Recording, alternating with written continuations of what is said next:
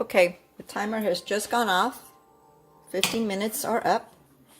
And here we go. This is when the part where I get a little nervous because I'm hoping that it turns out the way I want it to turn out. Let me get my pot holder here. Hold on. Actually, I get this little cloth here. All right. Ooh, look at that.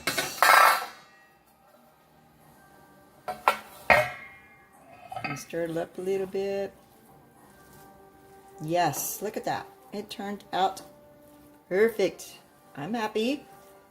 So what you're going to do is you're going to let it sit a little bit longer in the skillet so it'll dry out a little bit more. We don't like soggy rice, so we're going to let it dry out a little bit more. And I'm going to just, mix it up a little bit here to distribute the tomato sauce evenly. I do not like a whole lot of tomato sauce in the rice.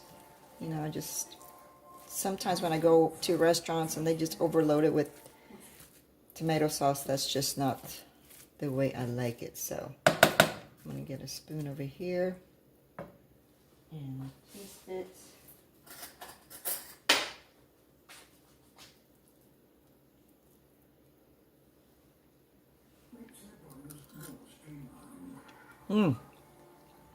Perfect. It's awesome.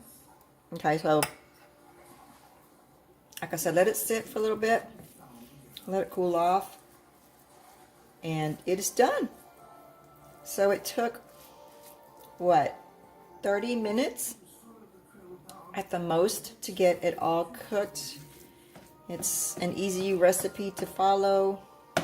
Like I said earlier, you can find fancier recipes on Pinterest, I'm sure, and YouTube, but this is the way that your abuela taught me, your grandmother, and I'm just, if it was good for her, good enough for her, it's good enough for me. So I'm going to take another bite because it's just too good. Too good.